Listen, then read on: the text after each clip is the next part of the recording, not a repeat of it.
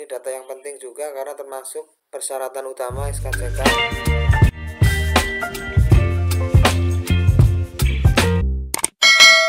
Assalamualaikum warahmatullahi wabarakatuh. Halo teman-teman semuanya.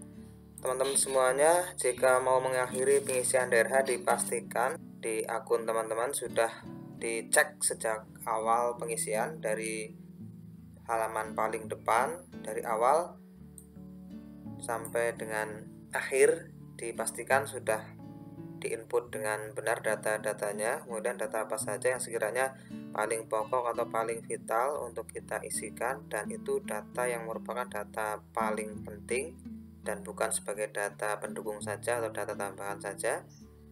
Sebelum lanjut, buat teman-teman yang belum subscribe YouTube channel ini, silahkan klik tombol subscribe-nya. Baik, kita lanjutkan.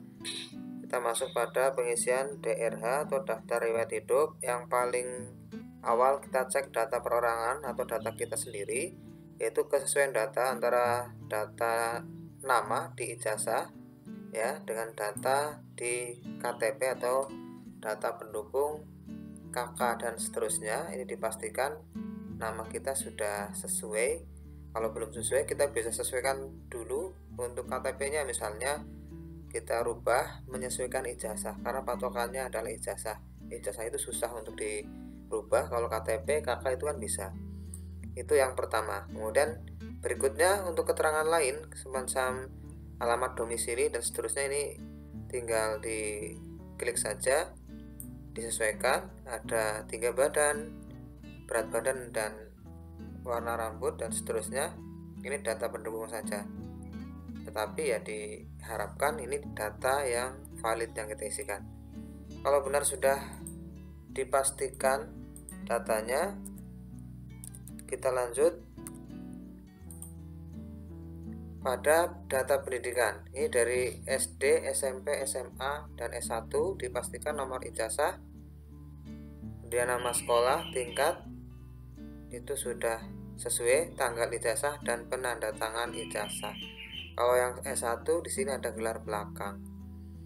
Berikutnya untuk kursus atau latihan dalam maupun luar negeri, kalau tidak ada tidak usah diisi. Pilih selanjutnya.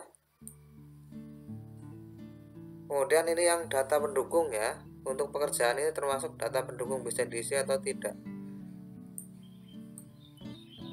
Kalau diisi, di sini diisi tentang hal yang berkaitan dengan pekerjaan kita. Kalau kita sebagai guru berarti ya kita input riwayat pekerjaan sebagai guru. Kalaupun tidak diisi tidak masalah.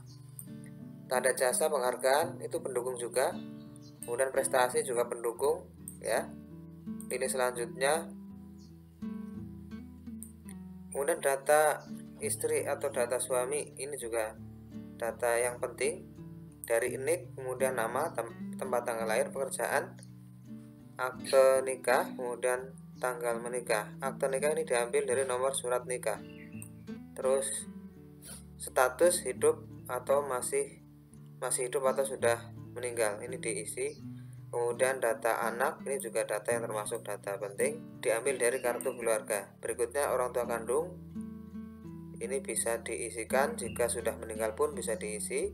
Terus saudara kandung, ini termasuk dari data pendukung semuanya ya. Kalau misalkan punya data yang lengkap silahkan diisi, kalau tidak ya tidak usah diisi. Berikutnya bapak ibu mertua, ini kalau misalkan masih ada lengkap diisi semuanya, itu lebih baik. Termasuk tadi saudara kandung, kalau punya datanya diusahakan diisi semuanya biar data kita lengkap. Ini selanjutnya organisasi, ini data yang penting juga karena termasuk persyaratan utama SKCK. Terus nama pejabat, tanggal SKCK kita sesuaikan, surat keterangan jasmani dan rohani. Terus surat keterangan bebas nafsa dipastikan sudah diinput semuanya. Untuk surat keterangan dokter ini gelar tidak dicantumkan ya. Setelah kita pastikan semua sudah diinput dengan benar, kita pilih selanjutnya.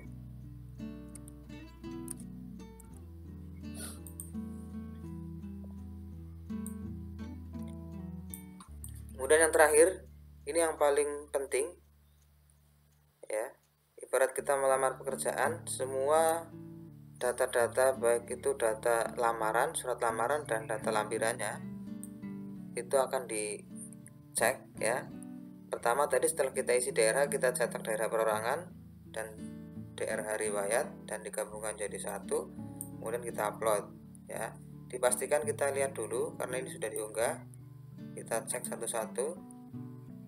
Kita lihat kalau yang pertama itu surat pernyataan 5 poin, isinya sudah betul atau bukan ya.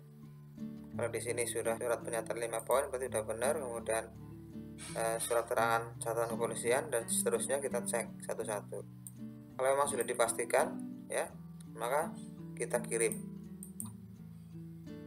Pilih akhiri proses pengisian DRH.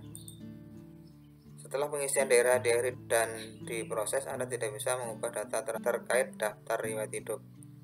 Ini sudah tidak bisa diubah, namun kita masih bisa mengupload ulang untuk dokumen. Isian data sudah tidak bisa dirubah, tapi nanti kita bisa mengupload ulang dokumen yang perlu diunggah. Pilih iya. Menunggu, sedang mengirim daftar riwayat hidup. Mungkin servernya sedang sibuk. Tidak bisa mengirim daftar riwayat hidup pada 28 April karena JSON object. Pastikan semua isian sesuai dengan tujuan atau coba lagi setelah beberapa saat. Itu artinya ini servernya yang bermasalah, bisa dicoba lagi. Atau mungkin biasanya kalau kita coba seperti ini nanti dengan sendirinya terkirim, kita login ulang nanti ternyata sudah terkirim, bisa saja seperti itu. Ini sudah terkirim karena di sini sudah muncul menu lihat dan unggah ulang. Tadi belum muncul menu unggah ulang. Kemudian di sini juga Anda telah mengisi dan mengirim daftar riwayat hidup. Pastikan Anda selalu mendapatkan informasi terbaru mengenai pelaksanaan seleksi CSN melalui situs resmi BKN dan instansi pilihan Anda. Terima kasih. Kita bisa pilih resume untuk melihat data paling depan. Oke, semoga bermanfaat. Wassalamualaikum warahmatullahi wabarakatuh.